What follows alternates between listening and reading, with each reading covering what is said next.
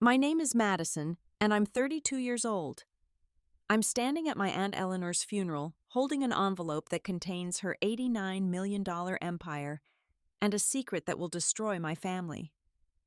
She died 5 days ago, leaving me everything but with one condition written in her own hand.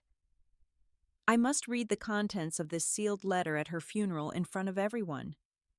As I break the seal, my father's face drains of all color. He knows what's coming. Before I reveal what changed everything, tell me where you're watching from today. Please hit like and subscribe to hear how one woman's final revenge became my inheritance. Growing up in Boston's Back Bay, I thought my family was perfect. My father, Richard Caldwell, was a federal judge with an impeccable reputation. My mother, Catherine, was a cardiac surgeon at Mass General.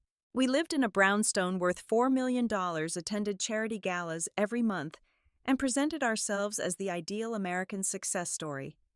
But there was always Aunt Eleanor. She was my father's older sister by 8 years, and she was everything our family pretended not to be. While my father wore Brooks Brothers suits and spoke in measured tones, Eleanor wore designer pantsuits in bold colors and said exactly what she thought. While my parents attended conservative fundraisers, Eleanor built a cosmetics empire from nothing and became one of the wealthiest self-made women in Massachusetts.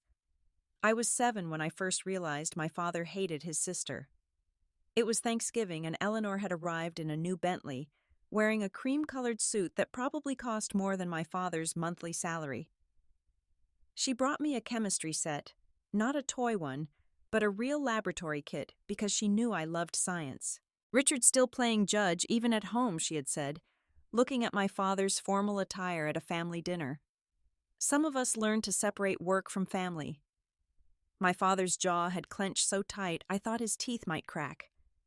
Eleanor, some of us have real careers that matter. Not everyone needs to peddle face cream to feel important. The tension in that room was suffocating.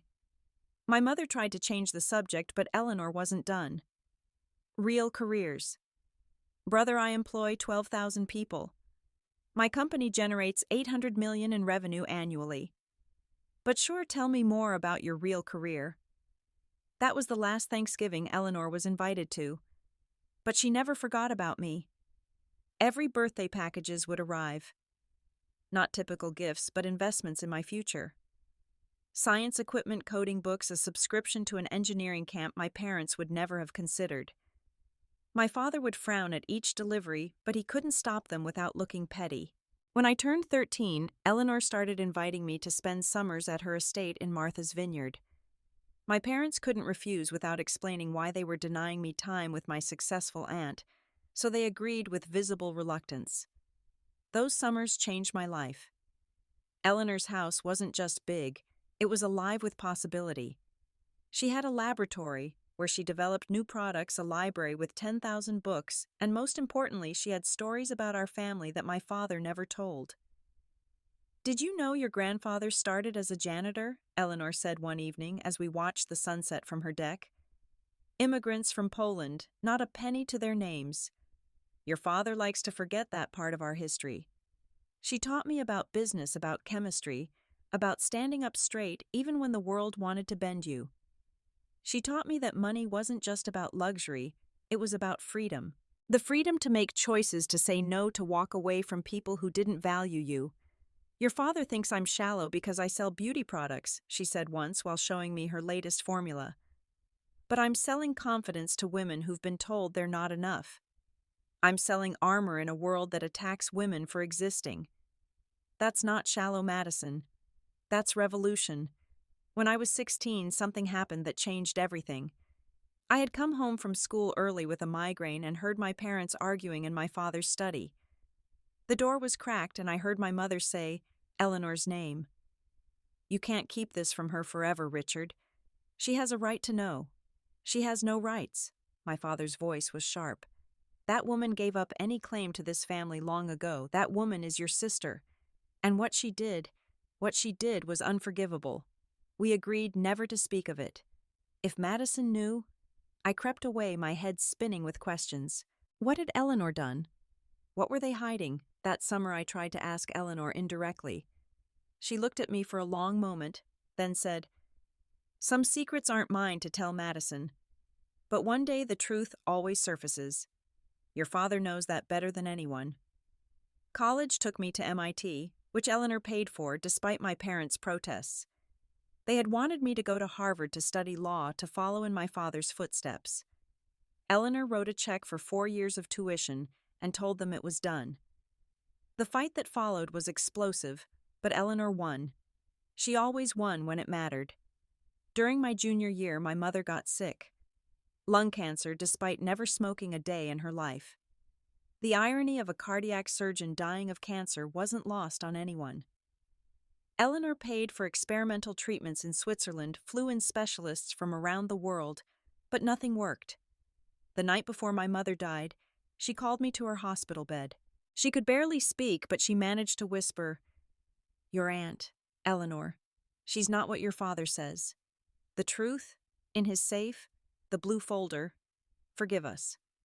She died before she could say more. I never looked for the blue folder. Part of me was afraid of what I'd find. After college, I went to work for a tech startup in Cambridge. I was good at it, really good. Within 3 years, I was running the product development team. Eleanor would visit my office, sometimes proud of what I'd become without my father's influence or approval. "Your father called me last week," she said during one visit. "Wanted to know if I was funding your company. As if you needed my help to succeed." The startup was acquired by Google when I was 28. My share was $2 million. Not Eleanor money, but enough to know I'd never need my father's approval again. Eleanor took me to dinner at the Four Seasons to celebrate. "You're free now," she said over champagne. "That's all I ever wanted for you. Freedom from their expectations, their limitations, their lies." What lies, I finally asked directly. She studied me for a long moment. "When I'm gone, you'll know everything. I've made sure of it. But not yet. Some truths need the right moment." 4 years passed. I started my own company, an AI platform for pharmaceutical research. Eleanor invested $5 million not as charity, but as a business decision. She saw the potential, the possibility, the revolution I was building.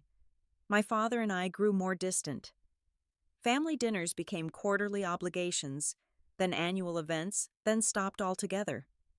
He couldn't forgive me for choosing Eleanor's path over his. He couldn't forgive me for succeeding without him.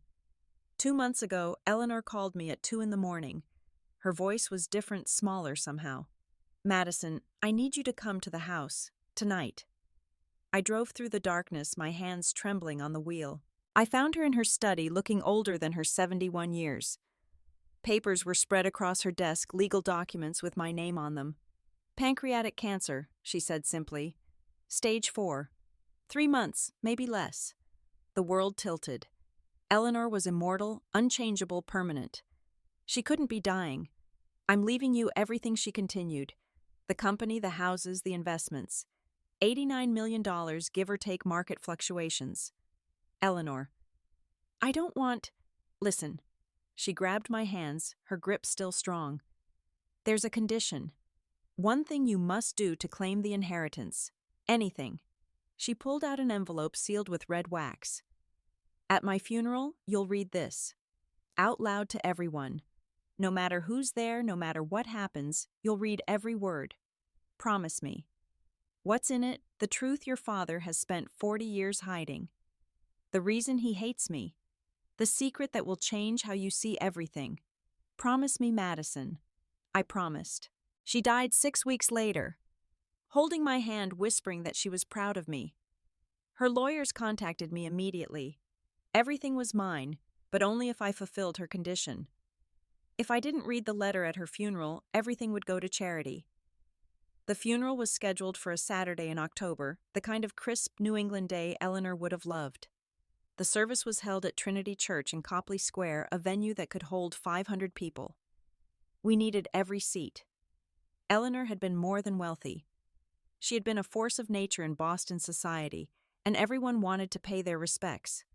Or be seen paying their respects. The difference mattered to them, though it wouldn't have mattered to Eleanor.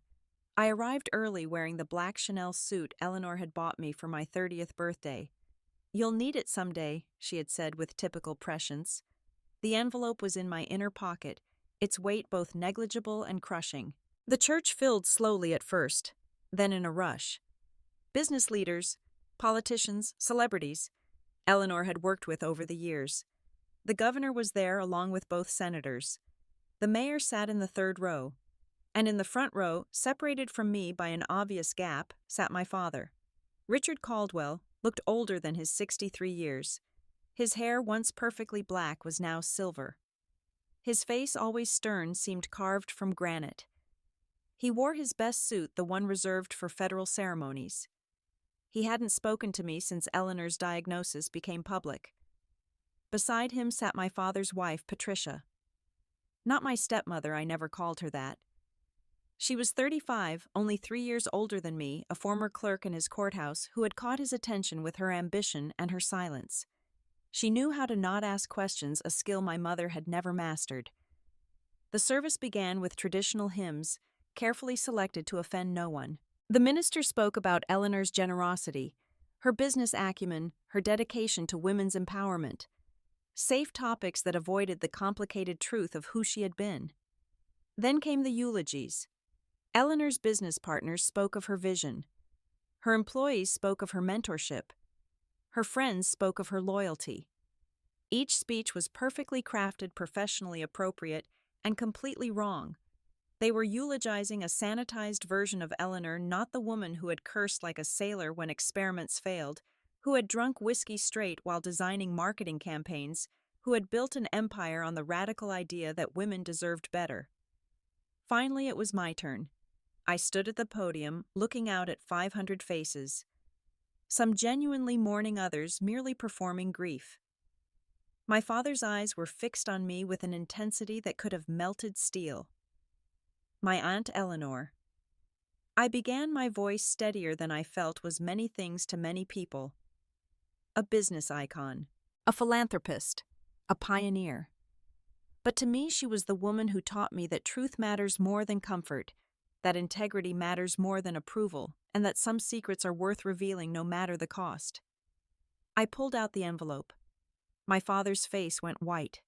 He started to stand, but Patricia grabbed his arm, whispering urgently. The crowd leaned forward, sensing drama. Eleanor left me her estate, her company, everything she built. But she left it with a condition. I must read this letter written in her hand here at her funeral. She said it contains a truth that needs to be told. So as Eleanor always taught me, I'm going to honor her wishes. I broke the red wax seal.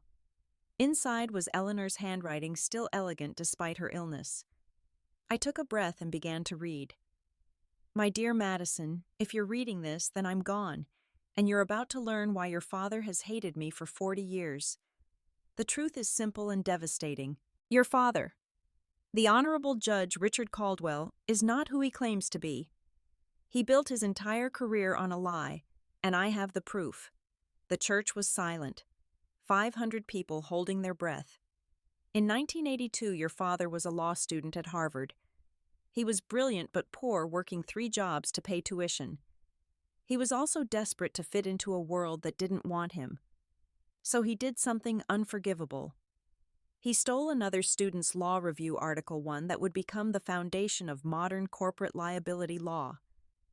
That student was David Chen, a quiet genius who would die in a car accident 2 weeks after discovering the theft. Gasps rippled through the crowd. My father was standing now, his face purple with rage. Your father published David's work as his own. It launched his career, got him his first clerkship, eventually his federal appointment. Everything he's achieved was built on that theft. I know because I have David's original drafts, his notes, his diary entries describing the theft. I've kept them for 40 years waiting. This is lies, my father shouted. Eleanor was always jealous of my success. I continued reading, my voice growing stronger. But that's not the worst part, Madison. When David's family tried to investigate his death, your father used his new influence to shut them down. He destroyed a grieving family to protect his secret. David's mother died believing her son was a failure who had contributed nothing to the world. His work, brilliant work that changed legal precedent, bears your father's name. The church erupted. Reporters were typing frantically on phones. The senators were whispering urgently. The mayor was already heading for the door. I've left copies of all documentation with 3 law firms and 2 newspapers. They'll receive them Monday morning unless Madison chooses otherwise. My dear niece, you now have the power to destroy the man who destroyed others. Use it wisely. But Madison, know this. I'm not giving you this burden to hurt you. I'm giving you this truth to free you. Your whole life your father has made you feel insufficient as he made me feel insufficient. He's held his false moral authority over our heads while standing on a foundation of lies. You deserve to know who he really is, so you can finally stop seeking approval from someone who has no right to give it. My father was pushing through the crowd now, trying to reach me, but security held him back. Eleanor had thought of everything. The final paragraph was different, written in shakier handwriting. Madison, you are everything I hoped you would be. Brilliant, ethical, uncompromising. You earned your success honestly through your own work and talent. That's why I'm leaving you everything. Not because you're family, but because you're worthy. The empire I built was always meant for someone who understood that power without integrity is just another form of poverty. That's you, my dear. That's always been you. All my love, Eleanor. P.S. Your mother knew. She tried to make him confess. That's why he let her die alone during those final weeks. She was going to tell you the truth. I set down the letter as chaos consumed the church. My father was screaming about lawsuits, about lies, about family betrayal. Patricia was trying to pull him away. Reporters were surrounding me with questions. But all I could think about was my mother dying alone because she had wanted to tell me the truth. The aftermath was swift and brutal. Within an hour, the story was trending on social media. Within 3 hours, major news outlets had picked it up. Within 6 hours, reporters had found David Chen's elderly sister, who confirmed that her brother had been working on a groundbreaking paper before his death. I left the church through a side door Eleanor's lawyers had prepared for my escape.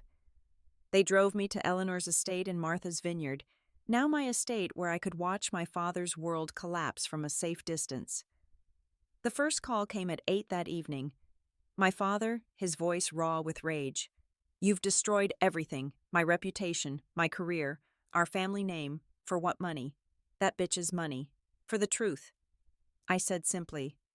The truth? You want truth. Your precious aunt was a manipulative witch who couldn't stand that I succeeded where she failed. She wanted to be a lawyer, did you know that? But she wasn't smart enough, so she became a makeup saleswoman. This is her revenge for 40 years of being second best. Is that what you tell yourself? Eleanor built an empire worth $89 million.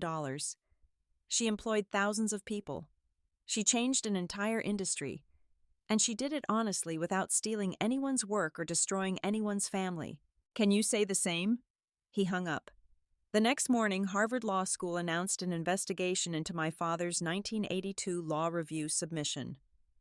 By afternoon, the Federal Judicial Ethics Committee had opened a formal inquiry.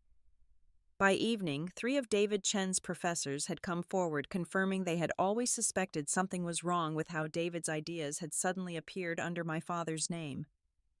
Patricia called me on day 3. Your father is having a breakdown. He's locked himself in his study and won't come out. The marshals came to suspend him pending investigation. What I've done is read a letter at a funeral as requested by the deceased. If my father has nothing to hide, he has nothing to fear. You don't understand. This will ruin me too. I'll lose everything. You're 35 years old with a law degree. You'll survive. My mother didn't get that chance. Your mother was weak. She couldn't handle the pressure of being married to greatness. I hung up. There was nothing more to say. The investigation moved quickly. Eleanor had been thorough in her documentation. David Chen's original notebooks covered in his distinctive handwriting. Drafts dated weeks before my father's submission. Even a heartbreaking letter David had written to his mother about someone stealing his ideas A letter he never sent because he died 2 days later.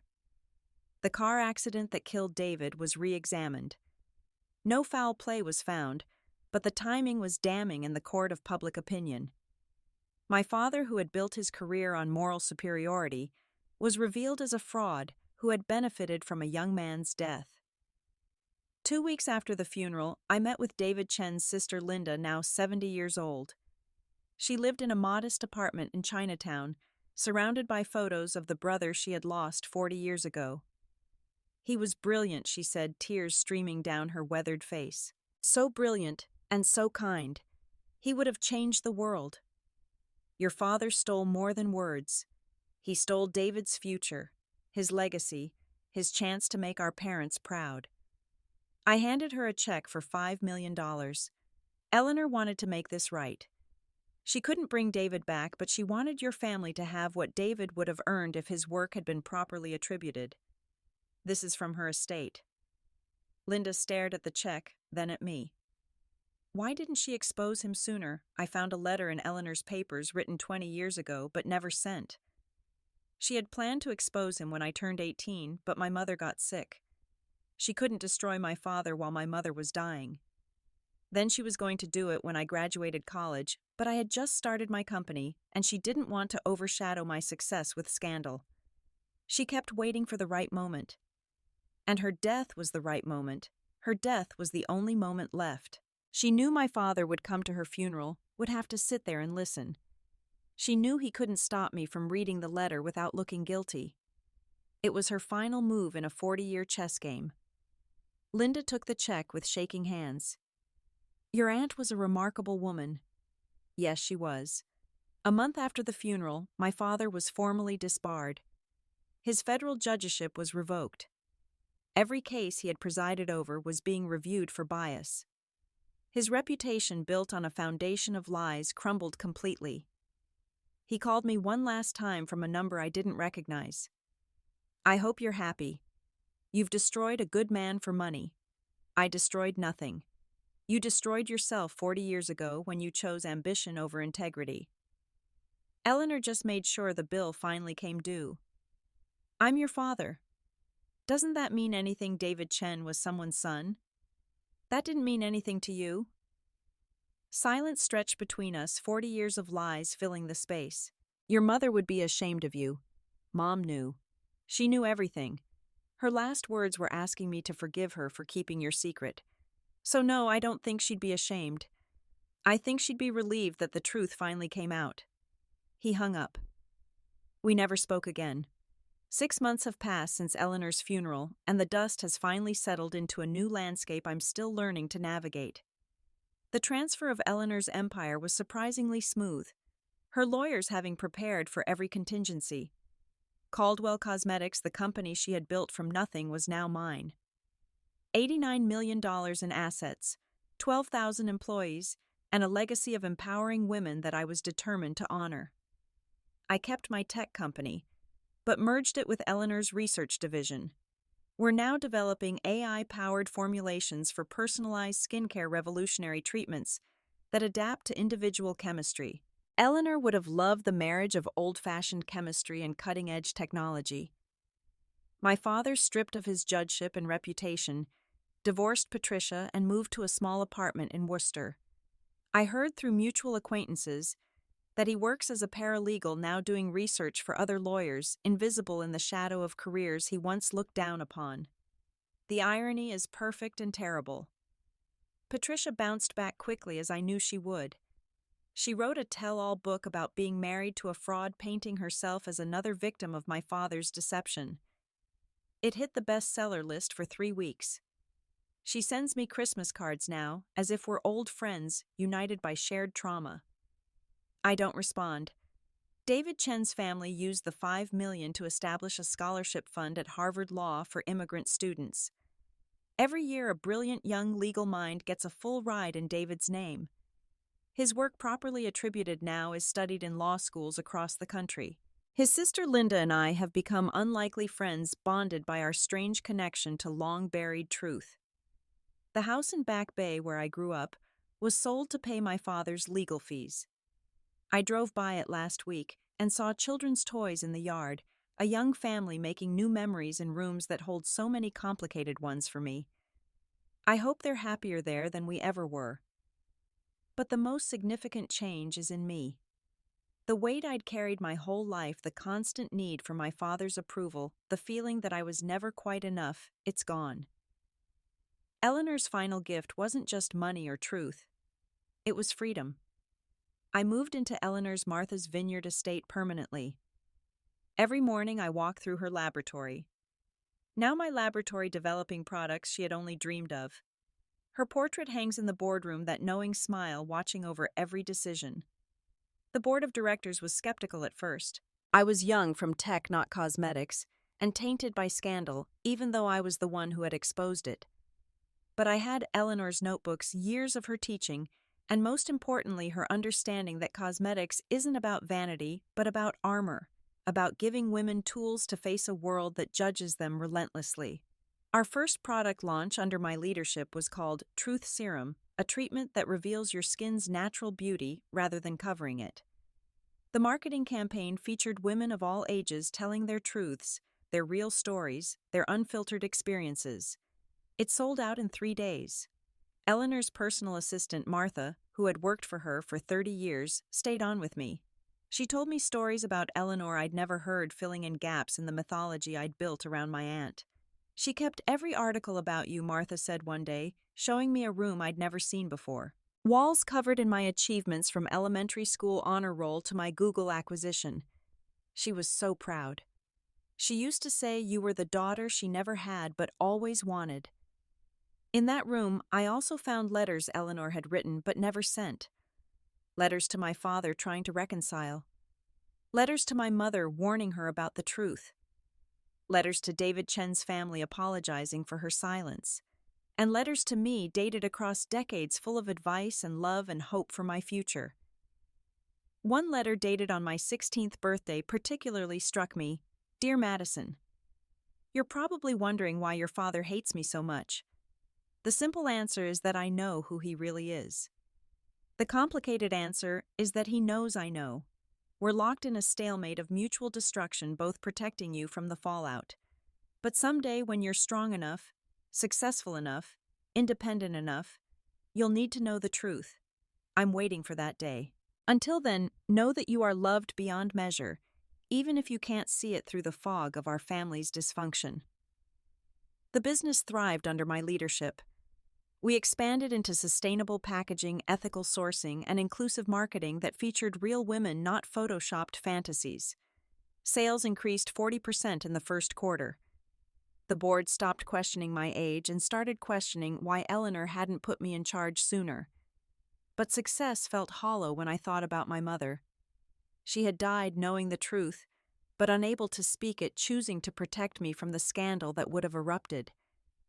I visited her grave every Sunday, bringing flowers and updates about the life I was building. 3 months after taking over Eleanor's empire, I received an unexpected visitor. A man in his 60s, well-dressed but nervous, appeared at my office. Ms. Caldwell, my name is Thomas Morrison. I was a law clerk in 1982. I worked with your father and David Chen. I invited him in, my heart racing. I've carried this guilt for 40 years, he said, pulling out a yellowed envelope. I saw your father submit David's work. I knew it was wrong. But I was young, afraid, and your father threatened to destroy my career if I spoke up. After David died, I convinced myself it didn't matter anymore.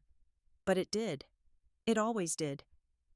Inside the envelope was his contemporaneous account of the theft, dated and notarized in 1982. More proof of what we already knew, but also proof that my father's crime had created ripples of complicity, forcing others into silence. I'm sorry I didn't come forward sooner. When Eleanor died and you read that letter, I knew I had to finally speak up. Why now? Why not during the investigation? Because I wanted to apologize to you personally. Your mother was kind to me once when I was struggling. She didn't know I knew about your father's crime, but she sensed my distress and helped me anyway. I owed her this truth, even if it comes too late. I thanked him and sent him away. There was nothing more to be done. My father was already destroyed, and this man had to live with his 4 decades of silence. Last month, something extraordinary happened.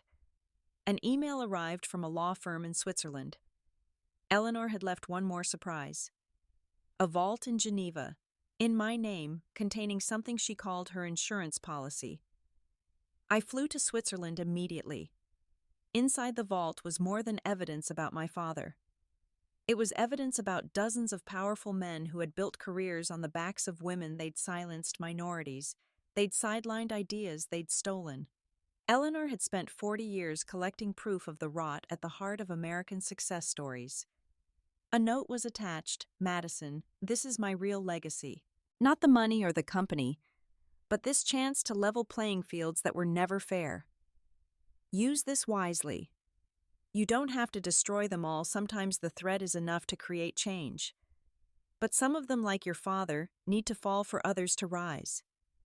Choose your battles carefully. And remember, power isn't about destroying your enemies. It's about making destruction unnecessary, because they fear you enough to behave.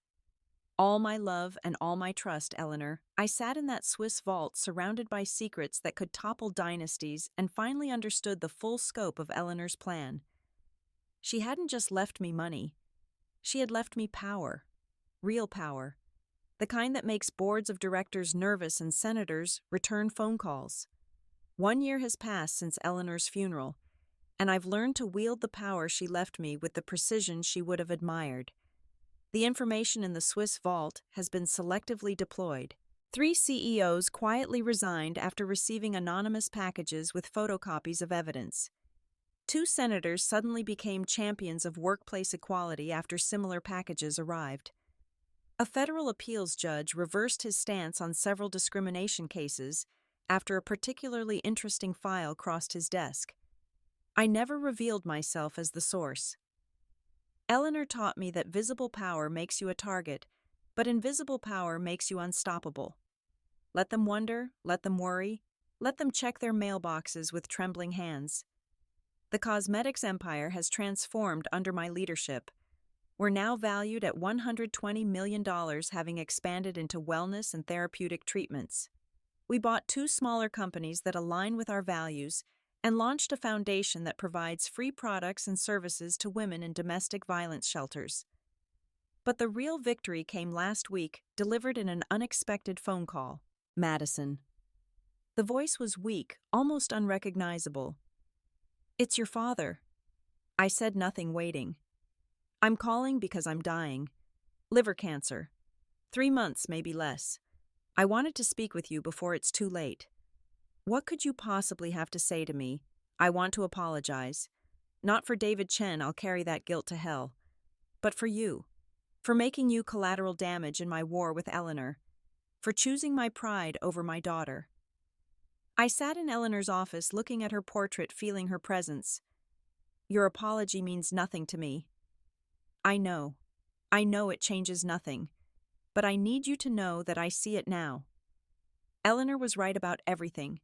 She was the successful one, the honorable one, the one who earned her empire. I was just a thief who got lucky. And I lost the only good thing I ever had, you, because I couldn't admit it. Why now? Why call me now because I'm alone? Patricia left. My colleagues abandoned me. I have no one. And I realized that Eleanor, who I spent 40 years hating, had you. She had loyalty, love, legacy. She won everything that mattered, while I lost everything I'd stolen. The call was painful in its nakedness. The great Judge Richard Caldwell, reduced to a dying man seeking absolution from the daughter he'd never valued. I can't forgive you. Not for David Chen, not for Mom, not for the years of being invisible in my own family. I'm not asking for forgiveness. I'm asking you to know that I know. I know what I did, what I was, what I lost. Let that be enough. I hung up without saying goodbye. Some bridges once burned can't be rebuilt. They can only be acknowledged as ash. This morning I stood in Eleanor's laboratory, my laboratory developing a new product line for women over 60. The models for our campaign would be real women with real stories, including David Chen's sister Linda, who had become an advocate for immigrant rights. Martha knocked on the door. "Your 11 o'clock is here." The documentary crew I had agreed to participate in a documentary about Eleanor's life and legacy. They wanted to understand how a woman born in the 1950s had built an empire in an industry dominated by men, how she had navigated betrayal and family warfare while never losing sight of her mission. As they set up their cameras, the director asked, "What do you think Eleanor would say about everything that's happened since her death?" I thought about it touching the pearl necklace Eleanor had worn every day, now mine. She would say that truth is like compound interest. The longer you let it accumulate, the more powerful it becomes. She waited 40 years to tell hers, and when she did, it changed everything. Not just for my father, but for me. She gave me the gift of seeing clearly, of knowing exactly who I am and where I come from. Both the glory and the shame. Do you regret reading the letter? Never. Eleanor knew that comfortable lies are more dangerous than uncomfortable truths. She knew that I needed to be free from my father's shadow, even if that freedom came through destruction. She loved me enough to make me the instrument of hard justice, knowing it would hurt, but heal. As we filmed, I told Eleanor's story. Not the sanitized version from her funeral, but the real one. The woman who had been denied law school admission in the 70s because they had already met their quota of women. Who had started making cosmetics in her kitchen because no bank would give a woman a business loan. Who had succeeded through sheer will and brilliance while her brother built his career on a dead boy's dreams. But I also told my story. The girl who grew up invisible in a house of lies. The woman who found her real family in an aunt everyone told her to distrust. The heir who inherited not just money but the responsibility to use power ethically, something my father never learned. The documentary would air next month, ensuring Eleanor's story was told correctly. Not as the bitter sister who destroyed her brother out of jealousy, but as the woman who held terrible secrets for decades, waiting for the perfect moment to balance the scales of justice. Tonight, as I write this from Eleanor's study, surrounded by her books and papers and the remnants of her revolutionary life, I understand the full weight of her condition. Reading that letter wasn't just about exposing my father. It was about choosing truth over family integrity, over comfort, justice over peace. The empire she built wasn't just cosmetics and money. It was a testament to the idea that women could create their own power, their own wealth, their own justice, that we didn't need to steal or destroy to succeed. We just needed the courage to tell the truth, no matter how much it cost. My father will die soon, taking his guilt to whatever comes after. The Chen family has found peace in seeing David's work properly attributed. I found my purpose in continuing Eleanor's legacy while building my own. And somewhere in whatever exists beyond this life, I hope Eleanor and my mother are together, finally free from the men who made their lives smaller than they should have been. The letter that destroyed my family also created my future. Eleanor knew that sometimes you have to burn everything down to build something worth having. She made me the architect of that destruction and construction, trusting me to wield the truth like the weapon it's always been. Today marks exactly 1 year since I read Eleanor's letter at her funeral, and I'm sitting in the office that was once hers, signing papers that will change everything once again. The documentary about Eleanor aired last month to critical acclaim and public fascination. 3 million viewers watched the story of a woman who held secrets like weapons, waiting for the perfect moment to deploy them. The Chen family participated, sharing David's story with dignity and grace that my father never afforded them. But the documentary's impact went beyond ratings. 12 women came forward with their own stories of men who had stolen their work, their ideas, their futures. Eleanor's story had given them courage to speak their truths, even decades later. We created the Eleanor Foundation, using $10 million from her estate to support these women in seeking justice. Not revenge, but justice. Attribution for stolen work, compensation for damaged careers, acknowledgement of brilliant minds silenced by mediocre men with better connections. My father died 2 weeks ago. I didn't attend his funeral, though I paid for it. 20 people came, mostly out of obligation or curiosity. Patricia sent me photos, perhaps thinking I'd want them. I deleted them without looking. Some chapters don't deserve epilogues. His obituary in the Globe was brief, noting only his disbarment and disgrace. David Chen's obituary was republished alongside it, updated to reflect his true contributions to legal scholarship. The contrast was Eleanor's final victory played out in black and white newsprint. The cosmetics company has flourished beyond anything Eleanor imagined. We're going public next month with an initial valuation of $200 million. I'm keeping 51%, enough to maintain control and continue Eleanor's vision of empowerment through entrepreneurship. But the real transformation has been personal. I've learned to inhabit the space Eleanor created for me to be visible in ways my childhood never allowed. I speak at conferences about ethical business practices. I mentor young women who remind me of myself, brilliant, but uncertain of their right to succeed. Last month I met someone. Catherine is a biomedical engineer who consults for our research division. She's brilliant and kind and sees me without the shadow of my family's drama. We talk about science and justice and the future we're building in Eleanor's laboratory. Eleanor would have loved her. The Swiss vault still holds secrets I haven't deployed. Some never need to see daylight. The threat is enough. Others wait for their moment, as Eleanor's secret waited for hers. Power, I've learned, is as much about what you don't do as what you do. This morning a package arrived with no return address. Inside was a leather journal, worn and familiar.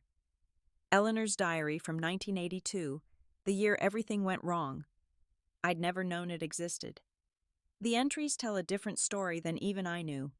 Eleanor had been in love with David Chen. They had planned to start a firm together after graduation, combining their brilliance to change the legal landscape. My father knew about their relationship and used it as additional leverage, threatening to destroy David's reputation as well as his career if Eleanor exposed the theft. One entry, dated a week after David's death, destroyed me. Richard says it was an accident. I want to believe him. I need to believe him. But the timing, the convenience, the way he looked at me at the funeral with such cold satisfaction. My brother is a thief, but is he also a killer? I'll never know, and that uncertainty will poison every family gathering for the rest of our lives. I'll watch Madison grow up in his shadow and wait for the day I can free her from it, even if it takes 40 years. The journal explains everything. Why Eleanor never married, never had children of her own. She was mourning a love stolen by my father's ambition, a future erased by his choices. Every success she achieved was built on the foundation of that loss, a monument to what David could have been. I've made my decision about what to do with this final piece of evidence. I'm going to seal it in the company archives to be opened in 50 years. By then, everyone involved will be gone, but the truth will remain. History deserves the complete story, even if the present can't bear it. Eleanor's portrait watches me as I work, that knowing smile unchanged by time or truth. She left me more than money or power or secrets. She left me the knowledge that integrity isn't about being perfect, but about choosing truth over comfort again and again until it becomes who you are. The cosmetics empire she built was never really about makeup. It was about making women visible in a world designed to overlook them. It was about creating our own power when traditional paths were blocked. It was about telling our truths beautifully, boldly, without apology. Tomorrow I'll announce the Eleanor Caldwell Scholarship at Harvard Law, full funding for women and minorities pursuing corporate law.